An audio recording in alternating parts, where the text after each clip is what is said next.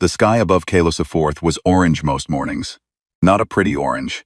It was the kind of orange that came from iron dust in the air, kicked up by the mining machines that never stopped running.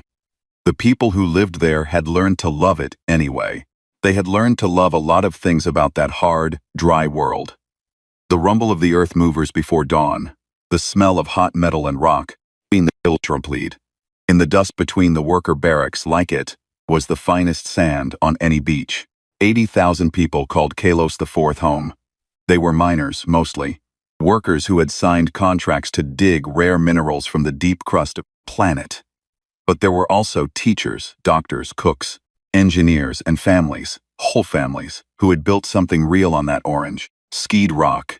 There were schools, there were markets, there were little gardens behind the housing blocks, where people grew things that had no business, growing on an alien world, but grew anyway because the people tending them refused to give up. Nobody expected what came next. Nobody had any reason to. The Vreth fleet dropped out of faster-than-light travel at 6:14 in the morning, colony time. There were 42 warships. They did not send a message. They did not announce themselves. They simply appeared in orbit like a storm that had been hiding just past the horizon, and then they began. The first strikes hit the communication towers. That was always how it started with the Vreth. Cut the voice first, so no one can call for help. The towers were gone in under a minute. Then the orbital defense platforms, were small and old and never meant for a fight like this, were destroyed in the next 4 minutes. After that, the Vreth turned their weapons on the ground. They were not trying to capture the colony. They were not trying to occupy it. They were not demanding surrender. What Fleet Admiral Sayan Vorath had ordered from the bridge of his command ship high above the planet was simple and total. He had ordered the colony erased. Vorath was a tall creature, even by Vreth standards. His scales were dark green along his back and pale yellow on his throat. He had fought in 11 campaigns across his long career. He had conquered worlds that had resisted for years. He was not a being who felt much of anything when he looked down at an enemy. The people on Kalos IV were not really an enemy in his mind. They were barely a consideration. Humans to Vorath were a nuisance species. They spread too fast, took up too much space, and had too high an opinion of themselves for beings who had only just reached the stars. The massacre was not personal. That was the worst part of it. It was not personal at all. It was a message, delivered to a species that Vorath believed would not survive long enough to read it properly. Down on the surface, there was chaos. People ran. Parents grabbed children. Workers abandoned their machines and ran for the emergency shelters built into the rock. Some shelters filled within minutes. Some never opened because the entrances had already been buried under rubble from the first strikes. The power grid failed across the northern settlement in the second wave of bombing. In the darkness and the fire and the screaming, it was impossible to know where to go or what to do. A 12-year-old girl named Mira Osi was in the school building when the first explosion shook the walls. She had been early to class that morning because she had wanted to finish a drawing she had started the day before. A drawing of her mother standing in their garden holding tomatoes she had grown from seeds, brought all the way from Firth. The drawing fell to the floor when the ceiling cracked. Mira did not pick it up. Her teacher, Mr. Dohi, grabbed her arm and pulled her toward the back hallway, shouting for the other children to follow. Mr. Dohi had read the emergency protocols. He knew where the access tunnels were. The old mining shafts under the school that connected to the deep maintenance passages beneath the colony. He got 14 children into that tunnel before the school building came down behind them. They ran in the dark, following the faint emergency lights along the tunnel walls. Mira had her school bag on her back. Inside it was her lunch, a spare sweater, a small data tablet she used for homework, and a comm recorder she had borrowed from her father the week before to record a class presentation. She did not know that the comm recorder was still running. She did not know that it had turned on automatically when the first shockwave hit, triggered by the noise.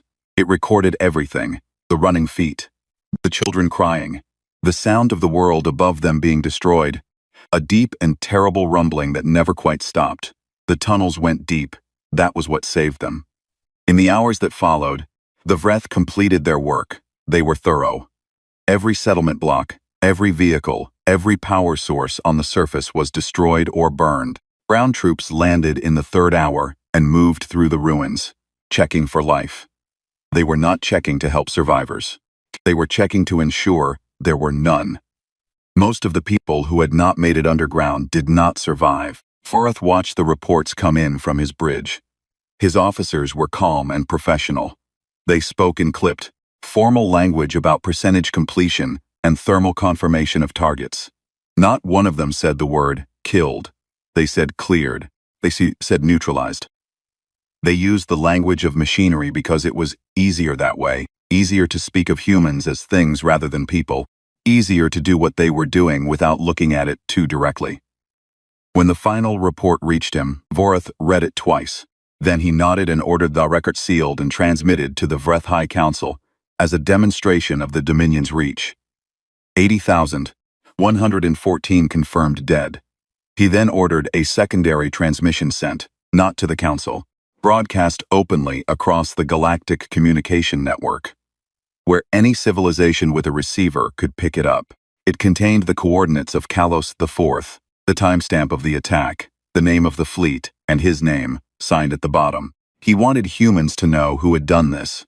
He wanted every other species watching to know that the Vreth Dominion could do this, to anyone, whenever they chose. Then Vorath ordered his fleet pointed toward Earth, not to attack, not yet, but as a gesture. He sat in his command chair and looked at the stars in the direction of the human homeworld, and he felt something close to amusement. Let them grieve, he thought. Let them understand what they are. Deep in the tunnels beneath the ruin of Kalos IV, Mira Osi sat with her back against a cold stone wall and held a little boy named Pip, who was 6 years old and would not stop shaking. There were 183 survivors in the tunnel network by the end of the first day.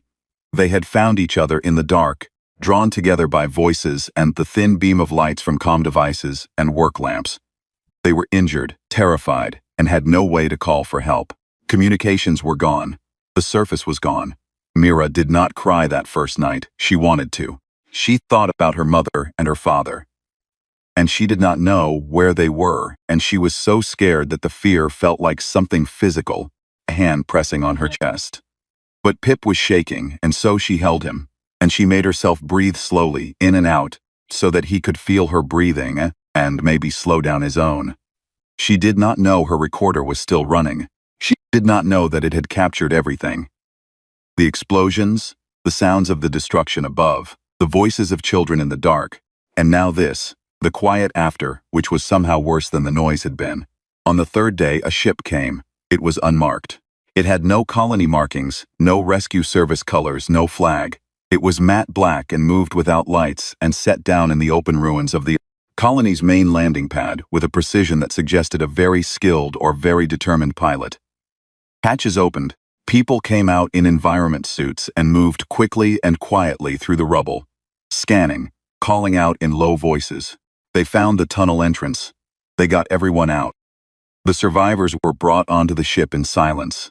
There were people on board already, adults who did not explain who they were or what the ship was. They gave the survivors water and food and medical care. They wrapped blankets around the children.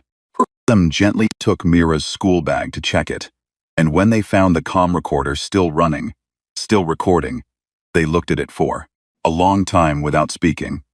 Then they brought it to a room at the back of the ship where a woman sat at a console watching screens.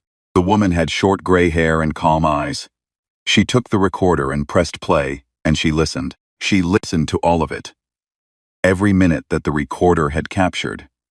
From the first explosion to the sound of children breathing in the dark. When it finished, she sat still for a moment. Then she set the recorder down carefully, like it was something fragile. She opened a channel to the ship's bridge and said 4 words in a quiet, flat voice. Begin the return journey. No one on that ship sent any message. No transmission went out to any alien civilization. No broadcast was made.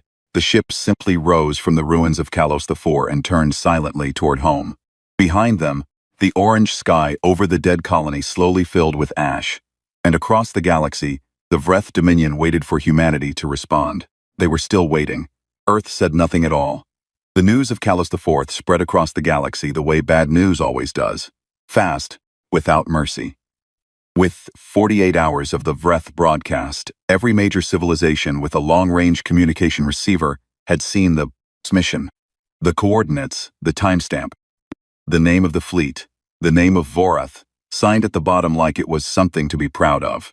The Quarry Collective received it first, passed it to the Mendari Confederation, who passed it to the Selari Hegemony, and by the end of the first week there was not a single council chamber or diplomatic hall in the known galaxy where the name Kalos IV had not been spoken at least once. Most civilizations said the right things. They issued formal statements of condolence. They called the attack troubling. They used careful diplomatic words that meant very little. The Mendari Confederation sent a message to the nearest human trade station expressing deep sorrow for the loss of life. The Selari Hegemony, who had never been particularly warm toward humanity, said nothing official but quietly passed word through back channels that they did not endorse what the Vreth had done. A handful of smaller species sent flowers, actual flowers, in pressurized containers, to the human embassy on the neutral station of Vale Point. Nobody did anything else. Nobody wanted to make an enemy of the Vreth Dominion over a dead human colony. That was the simple truth that sat underneath all the polite words. The Vreth were powerful, well-armed, and had demonstrated very clearly what they were willing to do. Most civilizations had their own worlds to protect, their own people to think about, and humans, while they had been expanding quietly through the outer reaches of space for the past century, were still considered a young species, a minor power, not worth going to war over. The galaxy watched and waited for humanity to respond. The response never came. 1 week passed. Then 2. Human shipping lanes, which had previously seen steady traffic of cargo vessels and exploration ships moving in and out of contested space, went quiet. Human ambassadors, who had maintained a regular presence at the Vale Point summit meetings, stopped appearing. Messages sent to Earth's official diplomatic channels were received. The delivery confirmations came back, but no replies followed. The human embassy on Vale Point remained open and staffed, but the ambassador inside it sat behind a closed door and spoke to no one. It was, by any measure, deeply strange. Ambassador Tail of the Quarry Collective was the first to say so out loud. Tail was an older diplomat, thin and pale-skinned in the way of his species, with large dark eyes that had a habit of going very still when he was thinking hard. He had spent 30 years in the diplomatic service and had dealt with hundreds of species in crisis. He had seen species respond to attacks with rage, with grief, with political chaos, with desperate negotiation. He had never seen a species respond with nothing, with complete, unbroken silence. He sat in his office on Vale Point 3 weeks after the massacre and pulled up every piece of historical data his archive contained on human behavior. He read for a long time. He read about human wars, human responses to disaster, human patterns of conflict. He found that humans had a long and complicated history of fighting back when attacked.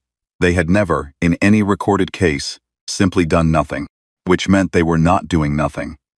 He found a line in a very old human text, a collection of military writings from Earth's early history, and he read it twice. Then a third time it said, "Beware the man who has stopped arguing. He is no longer trying to change your mind. He has already decided what comes next." Tail sat with that line for a long time. Then he tried to contact the human ambassador on Vale Point directly, private channel, without going through official protocols. He sent a simple message. He said he was concerned, and that he wanted to talk. He considered himself a friend to humanity. The message was received. No reply came. He tried again 4 days later. Same result. Tail began making inquiries among his network of contacts. He was careful. He did not want to appear to be prying into human affairs at a sensitive time. But he had friends, traders, scientists, neutral station operators, who traveled near human space, and he reached out to them quietly. What he heard back was small things, individual pieces that did not seem like much on their own. A merchant captain who regularly ran cargo between the outer belt stations and a human supply depot reported that the depot had been closed without notice. When he approached the station to ask about rescheduling, a human vessel, unmarked, no registry he could find, had come alongside his ship, and a voice on the comm had politely told him that the station was temporarily unavailable and that he should redirect his route. The voice had been pleasant, calm. It had offered him coordinates for an alternative supply point, wished him safe travels, and ended the call. The captain told Tail that the thing that stayed with him was not what the voice said, but how it sounded. He had been in deep space for 20 years and had spoken to humans many times. They were usually talkative, expressive people. The voice on the comm had been like speaking to still water, completely flat, completely controlled. Another contact, a scientist who operated a research station near the edge of the Jupiter system's sensor range, reported something different. She said she had picked up strange energy readings from the direction of Jupiter's moons, large readings, the kind that came from significant construction activity or significant power output. She had tried to get a clearer look with her long-range sensors. Before she could properly focus them, a human vessel had appeared beside her station without any prior signal or warning, just appeared, as if it had been sitting quietly nearby all along, and a crew member had come aboard and asked to speak with her. The crew member was young, a woman in a plain gray uniform with no markings on it. She had been polite. She had explained that the area near Jupiter was currently restricted for safety reasons, nothing to worry about, and that it would be appreciated if the scientist could redirect her sensors away from that region for a while. She had been offered compensation for the inconvenience. She had accepted. The crew member had thanked her and left. The scientist told Tail that when she asked the woman what was being built out there, the woman had smiled, a small, quiet smile, and said nothing. Tail compiled all of this. He sat with it in the dark of his office one night and looked at it from every angle. He was not a man who frightened easily. He had spent his career navigating the most dangerous political situations in the galaxy. Something about the picture forming in front of him made him feel cold, in a way he was not used to. He sent one more message to the human ambassador. This time he did not ask for a conversation. He wrote only one sentence. He wrote, "I know you are not grieving. I know you are preparing. Please tell me there is still a way to stop this." The message was received. That night, first time in weeks, a reply came back from the human embassy. It was 4 words, it said. "There is not one." Tail read those 4 words and sat very still for a long time. Then he got up and went to his window and looked out at the stars, the way they always hung there so permanent and calm. And he thought about the 80,000 names on that dead colony world. And he thought about the human voice that had told a merchant captain to turn his ship around. And he thought about the young woman in the gray uniform with no markings on it. And he felt, for the first time in his long career, genuinely afraid. Not afraid of the Vreth, afraid of what was coming for the Vreth. Back on his command ship, in a comfortable chair in a warm room, Fleet Admiral Sayan Vorath was reading the same reports his intelligence officers had compiled about human silence. He read them with the mild curiosity of a being who had already won and was simply watching the aftermath settle. One of his officers flagged the energy readings near Jupiter, the sensor anomaly, the closed shipping lanes. Vorath looked at each item and found nothing alarming in any of it. Species collapsed in different ways after a catastrophic loss. Humans were probably in political chaos, probably arguing among themselves about what to do, probably paralyzed with shock. He told his officer to log the Jupiter readings as a probable sensor error and move on. He ordered a celebratory dinner for his senior staff that evening. They ate well. They talked and laughed. Someone made a joke about humans, and everyone at the table laughed louder than the joke deserved, the way people do when they are very comfortable and believe themselves to be completely safe. Outside, in the cold dark between the stars, something was moving. It was not making any noise. It was not sending any signals. It was just moving, steady and quiet, in the direction of Vreth space. And it had been moving for weeks. Not everything humanity built was visible. That was the thing most species got wrong when they thought about humans. They looked at the human trade stations, the colony worlds, the small diplomatic offices on neutral ground, and they made their calculations based on what they could see. They counted the ships that showed up at summits. They measured the weapons on the vessels that traveled public routes. They watched the humans who sat at negotiating tables. and spoke carefully, and smiled and offered compromises, and they thought they understood what humanity was. They were looking at the front of the house. They never thought to check what was underneath it. 31 years before the massacre on Kalos IV, a small group of people sat in a room deep inside a mountain on Earth and made a decision. They were not politicians. They were not famous. Most of their names would never appear in any public record. They were military strategists, engineers, scientists, and a single historian who had spent her career studying every war humanity had ever fought and every war it had nearly lost. They sat in that room for 3 days, and they asked each other a question that no one in the government wanted to ask out loud. The question was this: what happens if someone out there decides to simply kill us, not defeat us, not conquer us, not demand our resources or our submission, just kill us, the way you step on something small that is in your way? What happens then? They spent 3 days answering that question. When they were done, they had a plan. They called it Stillwater. They buried it in a classified budget line that no foreign government and very few human officials would ever see, and they began to build. They built quietly. They built slowly.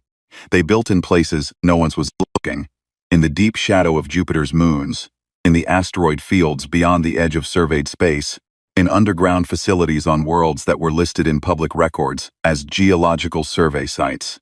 They built over decades, passing the work from one generation of engineers to the next, improving and expanding and waiting with the patience of people who hoped they would never need to use what they were creating, but understood that hope was not a strategy. Stillwater had one trigger, one single condition that would activate it automatically, without requiring a vote or a debate or a diplomatic process.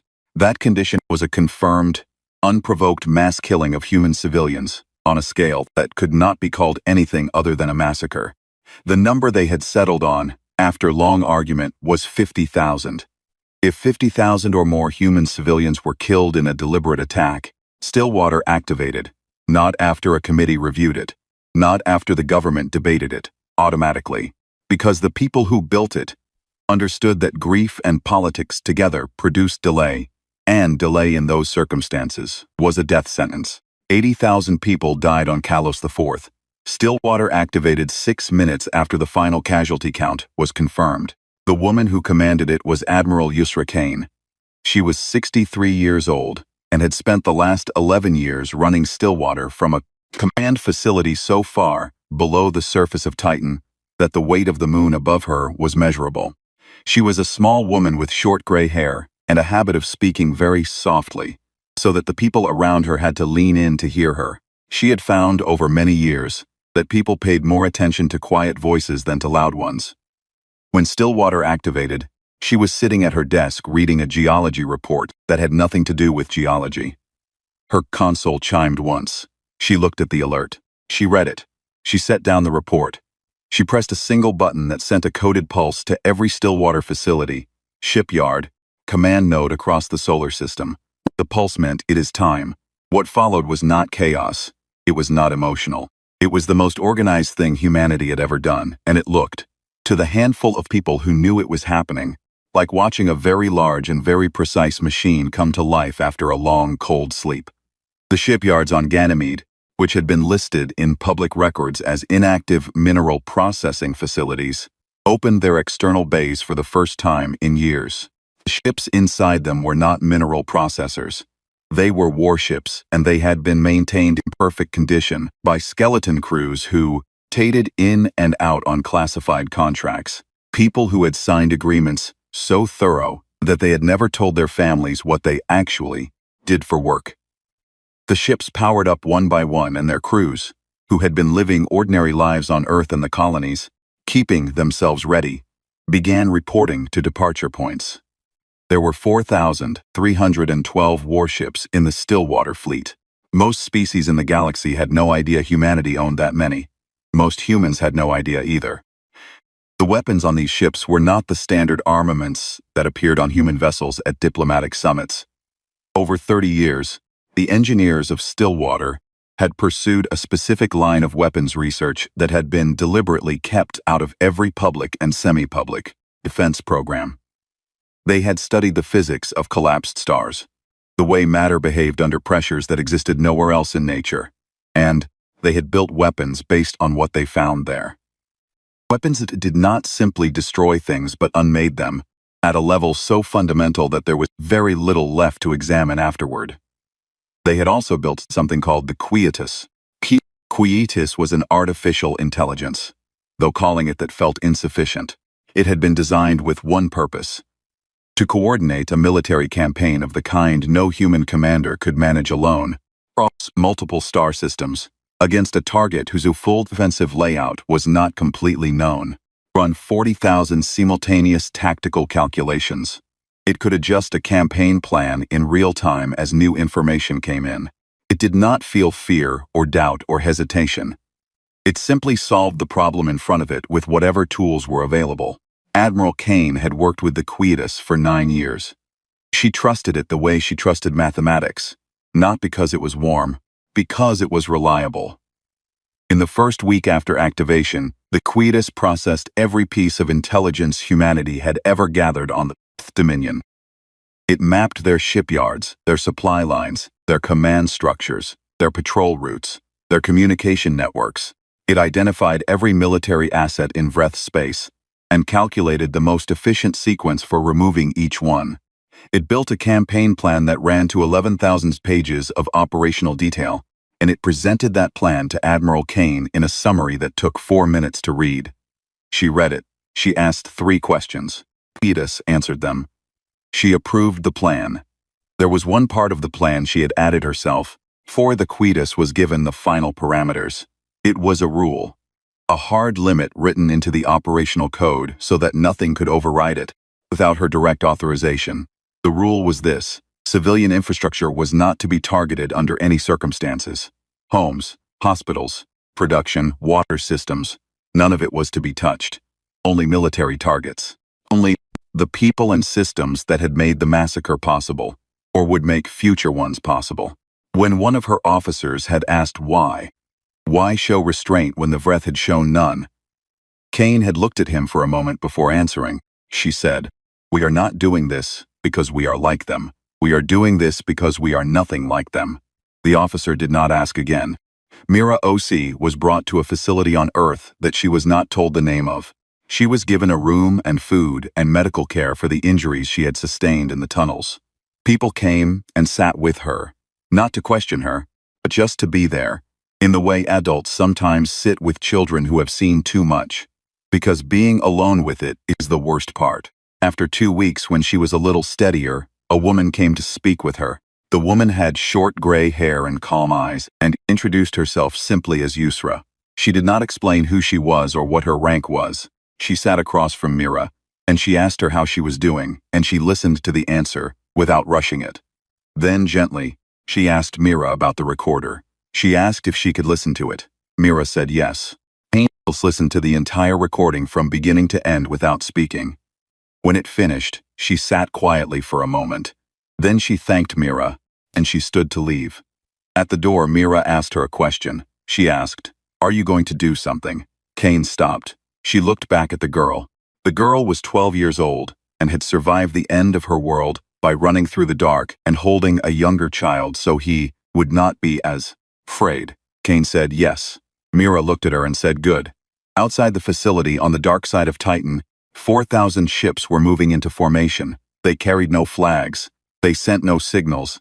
They made no announcements. They simply formed up in the cold and the quiet, and they waited for the order. And when the order came, they moved. They moved toward Vreth space. They did not hurry.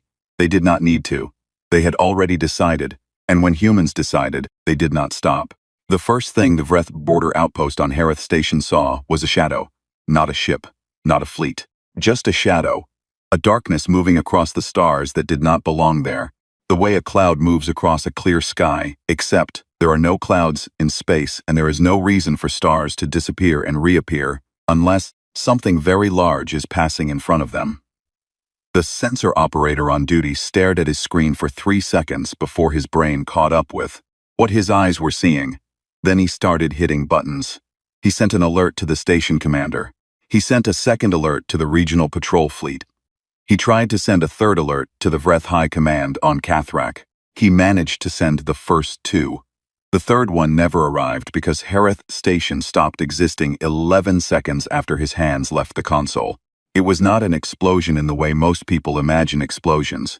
Not a bright flash and a slow expanding cloud of debris. It was more like the station was simply removed. One moment it was there. The next moment the space where it had been was empty, and the stars behind it were visible again, unobstructed. 16 other border outposts experienced the same thing in the same 60-second window. The Quietus had calculated that simultaneous removal of all border communication relays in the first 60 seconds would give the Vreth military approximately 4 minutes less warning than a sequential strike would. 4 minutes in the mathematics of the Quietus was significant. 4 minutes was the difference between a Vreth patrol fleet having time to form a defensive line and not having time to do anything at all except turn their ships around and realize, too late, that there was nowhere to go. Admiral Kane sat in the command center of her flagship and watched the operation reports come in on her screen. She did not stand up. She did not raise her voice. She drank tea from a plain metal cup and read each report as it arrived and said almost nothing. When she did speak, it was quietly to her bridge officers, in the tone of someone going through a checklist. She had been awake for 22 hours. She looked like she could have been awake for 5. That was the thing about Kane. She became more still as things became more serious, not less. Officers had learned to read her by the quality of her stillness. Right now, her stillness was absolute, and every person on that bridge understood what that meant. The Vreth Regional Patrol Fleet received the alert from Harith Station and scrambled. They were not a small force, 40 warships well armed with experienced crews.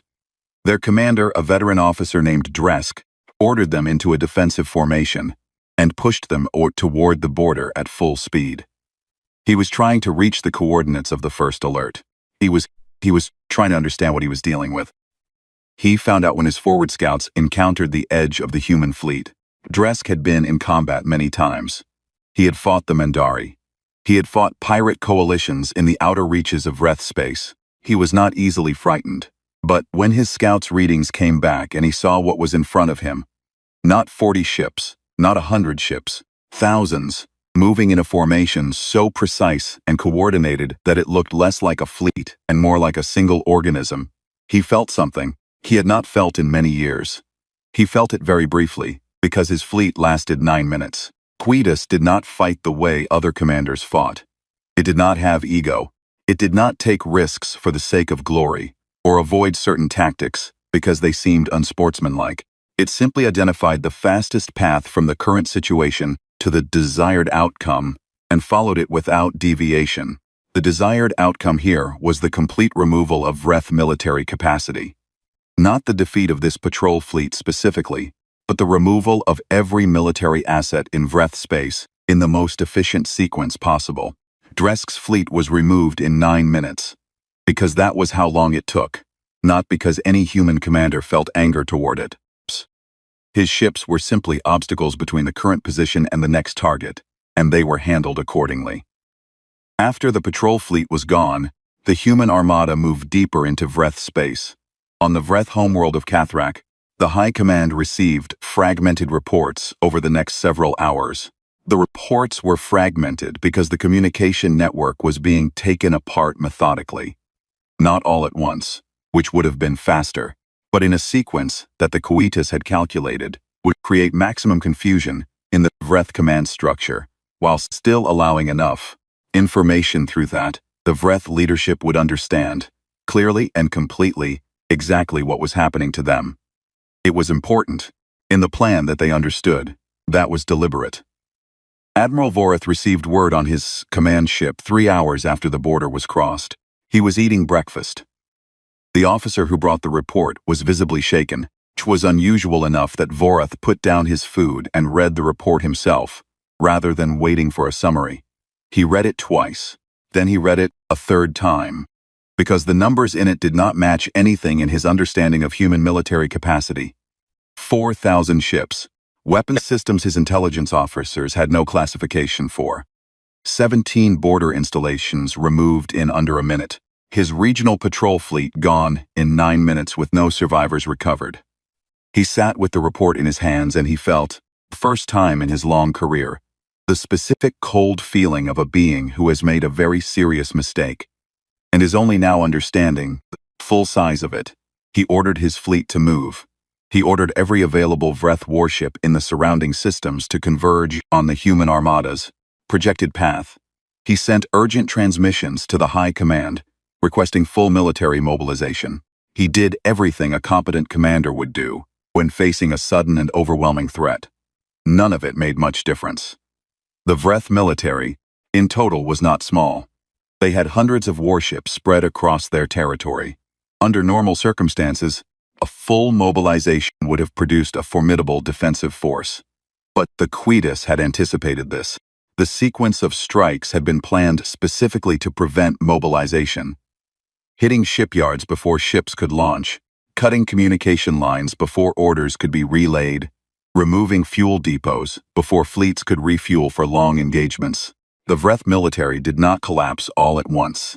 It collapsed piece by piece, each piece isolated from the others by the time it fell. On the 7th day, Vorath attempted to surrender. He sent a broadcast on the Open Galactic Channel, the same channel he had used to announce the massacre of Kalos IV, and he declared, formally and with all appropriate military language, that he was offering the unconditional surrender of his fleet and requesting the cessation of hostilities. The broadcast was received. No reply came. His ships stopped fighting anyway. He ordered them to hold position and waited. The human fleet continued its operation without any change in pace or direction, moved to the next set of targets on its list, and addressed them in order. Vorath sent a second broadcast, then a third. He tried private channels. He tried neutral party relays through Vale Point. He contacted Ambassador Tail of the Quarry Collective directly and begged him to intercede, carry a message, to get someone from Earth to respond. Tail tried. He sent message after message to the human diplomatic channel. 4 days he heard nothing. Then, on the 5th day of his attempts, a reply arrived. It was short, it said. The civilian population of the Vreth Dominion is not being harmed and will not be harmed. We are not at war with the Vreth people. We are at war with those who killed ours. This will end when they are gone. Tail read the message and understood immediately what it meant. He sent it to Vorath without comment. On the 11th day, the last major Vreth military installation was destroyed. The Vreth Dominion's ability to project military force anywhere in the galaxy was functionally gone. Not weakened, gone. What remained was the hunt. Mira's recorder had captured more than just sound. The comm recorder her father had given her, the one she had borrowed for a class presentation and never returned, had been a high-quality device, and when the explosions began, it had automatically activated its emergency documentation mode, which recorded not just audio, but all available sensor data from its immediate environment. In the chaos of the attack, while Mira ran through corridors and tunnels, the recorder had picked up fragments of Vreth military transmissions, partial signals, broken communications between the ships in orbit and the ground troops below. The Quietus had spent 3 months reconstructing those fragments. It had identified, from the voice patterns and command codes in the transmissions, the specific officers who had given specific orders during the massacre. Not just Vorath, he was already known, but the ones below him. The ones who had commanded the ground troops. The ones who had given the order to check the ruins for survivors and ensure there were none. The ones who had, in calm professional voices, reported completion of their assignments. There were 31 of them. They had scattered when the campaign began.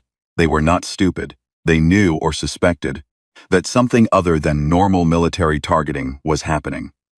They ran in different directions, to different systems, using civilian transports and false identities, and the favors of allies who did not know or did not ask what they were hiding from. Quietus found them anyway. It found them one by one over the following weeks, the way a patient and very thorough investigator finds people who do not want to be found. By following the small things they could not help leaving behind. Vorath himself did not run. He stayed on his command ship with a skeleton crew and waited, because there was nowhere to go that would make a difference, and he understood that well enough by now. When the human vessel came alongside his ship, He was sitting in his command chair in his empty bridge, and he was very tired. A shuttle docked. A small team of humans came aboard in plain gray uniforms with no markings. They did not say much. They took Vorath into custody without violence, without ceremony, and brought him onto their shuttle. As they pulled away from his ship, he looked out the small viewport and saw his command vessel begin to come apart behind them, slowly and completely, till there was nothing left where it had been. He asked quietly where they were taking him. The human sitting across from him looked at him for a moment. Then, she said, home. Vorath was returned to Cathrak on a Tuesday. Nobody had asked him what day it was, or whether Tuesday meant anything to him. It did not. The Vreth did not measure time in Tuesdays. The humans who planned his return had scheduled it for a Tuesday, because it was the most ordinary day of the human week. Not the beginning, not the end, just a plain day in the middle. And there was something in that choice that felt, to the people who made it, like the right kind of statement. This is not a ceremony, the choice of Tuesday said. This is not a triumph we are celebrating. This is simply a thing we are finishing. He was delivered to the edge of Vreth space in an unmarked shuttle with enough fuel to reach Cathrak, single working communication unit. There were no guards on the shuttle with him. There were no restraints. The humans who had held him for the past 3 weeks had not mistreated him in any way. They had given him food and a room, and had spoken to him when he spoke to them, briefly and without hostility, and otherwise had left him alone with his thoughts. His thoughts had not been good company. The shuttle docked at Cathrak's main orbital station without ceremony. No one had been told he was coming. He walked off the shuttle into the station's arrivals bay, and stood there for a moment. A tall reptilian being in a plain gray jumpsuit that was not his uniform. His uniform was gone, along with his rank, his fleet, and everything that had defined the last 40 years of his life. And the station workers who happened to be passing through the arrivals bay stopped and stared at him and did not know what to say. He did not know what to say either, so he said nothing. He walked to the transit desk and asked for a passage down to the surface. The news that he had returned spread faster than the shuttle that carried him down. By the time he set foot on Vreth soil, the story was already everywhere. Not just on Cathrak, across every Vreth world that still had a functioning communication network, which was not all of them. People knew who he was. People knew what had happened. They had known for weeks, because the human campaign had been visible and deliberate, and the Quietus had made no effort to hide what it was doing or why. Every Vreth citizen with a receiver had watched, helplessly, as their military was taken apart installation by installation, fleet by fleet, in a campaign so precise and so relentless that it had felt less like a war and more like a correction being applied by something that did not get tired and did not get angry and did not stop. And they had seen clearly that their homes had not been touched, their cities stood, their hospitals functioned, their food supply had not been disrupted. The humans had moved through Vreth space like a scalpel, cutting out only what they had come to cut out and leaving everything else exactly as they had found it. That was the thing the Vreth people could not stop talking about. That was the thing that kept people up at night, not with fear anymore, but with something more complicated and harder to name. The humans had the power to do so much more than they had done. They had demonstrated that power completely and without question. They had chosen to stop exactly where they had said they would stop. That choice meant something. It meant something that the Vreth High Command, who had told people for years that humanity was a primitive and reckless species barely worth considering, could not explain away.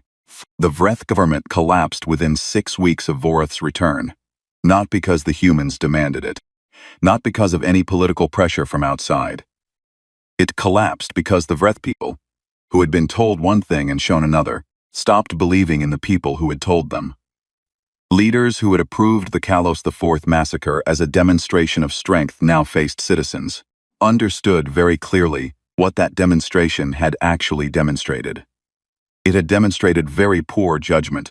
It had demonstrated a fundamental failure to understand what humanity was, and it had brought down upon the Vreth Dominion a consequence so swift and total that the only honest response was to look at the people who had made that decision and ask them to leave. Vorath lived quietly after that. he was not imprisoned. He was not put on trial by any Vreth authority. The new government that formed had enough problems without conducting a public tribunal that would keep the worst months of their history on the front page indefinitely. He moved to a small settlement on the outer edge of Cathrak's second continent, and was, by all accounts, left largely alone. People recognized him sometimes. Most of them walked past without speaking. Few said things he deserved to hear.